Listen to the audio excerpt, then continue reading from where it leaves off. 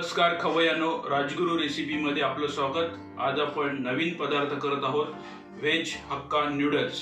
Hakka noodles करण्यासाठी लागणारं साहित्य: व्हेज हक्का नूडल्स 1 पॅकेट, 1 गाजर उभं बारीक चिरलेलं, 2 शिमला मिरची उभ्या बारीक चिरलेल्या, 1 कांदा उभा बारीक चिरलेला, 4-5 पाकळी लसूण, आलं अर्धा इंच, 2 मिरची बारीक चिरलेली, कोबी थोडा बारीक चिरलेला, कांदा पात बारीक चिरलेली, मीठ, सोया सॉस, शेजवान चटणी आणि तेल।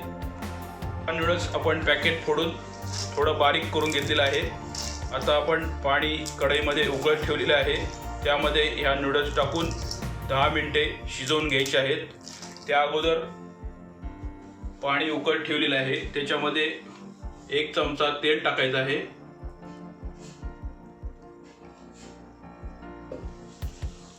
तेल थोडं ढवळून घ्यायचं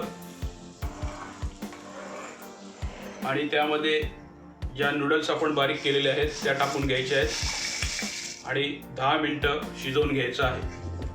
आता 10 मिनिटे झालेली आहेत, नूडल्स व्यवस्थित शिजलेले आहेत, व्यवस्थित मोकळ्या झालेल्या आहेत। आता ह्या नूडल्स आपण चाळणीमध्ये काढून त्यावरती गार पाणी सोडायचं आहे। गार पाणी सोडल्यामुळे त्याचा चिकटपणा निघून जातो आणि एकमेकाला चिकटून राहत नाही। अशा प्रकारे मोकळ्या व्यवस्थित नूडल्स होतात। आता आपण त्या नूडल्स करण्यासाठी घेणार आहोत। कढईमध्ये 4 चमचे तेल टाकलेलं आहे, तेल तापत ठेवलेलं आहे। आता त्यामध्ये आपण ज्या घेतलेल्या भाज्या आहेत त्या शिजवून घ्यायच्या आहेत।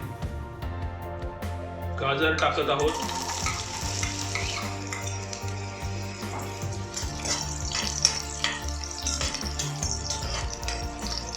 गाजर थोडा शिजायला जास्त वेळ लागतो म्हणून गाजर अगोदर टाकलेली आहेत।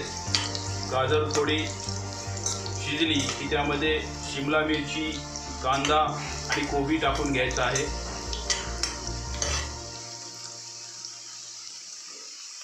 शिमला मिरची, कांदा बारीक चिरलेला, कोबी उभा बारीक चिरलेला आणि ह्या भाज्या सगळ्या व्यवस्थित शिजवून घ्यायच्या आहेत। लसूण किसलेली 4-5 पाकळ्या, अर्धा इंच आलं आणि बारीक चिरलेली हिरवी मिरची 1 चमचा। मिरचीचं प्रमाण आपण कमी जास्त करू शकतो। तर हे पुन्हा व्यवस्थित शिजवून घ्यायचं आहे। कांदा पात बारीक चिरलेली,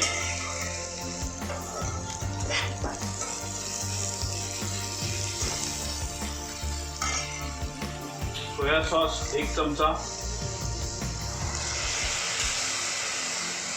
शेजवान चटणी 2 चमचे,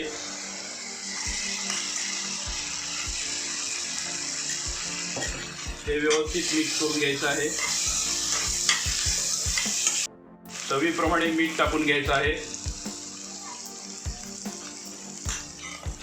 आता त्यामध्ये आपण ज्या नूडल्स थंड केलेल्या होत्या त्या सगळ्या टाकून घ्यायच्या आहेत।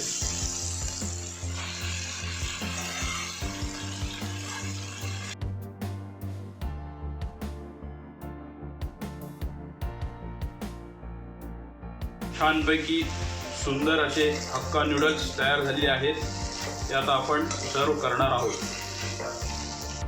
व्हेज हक्का नूडल्स ही आपल्याला आवडेलच आणि ती सर्वांना लहानापासून मोठ्यापर्यंत सगळ्यांना आवडते। ती करून बघाच।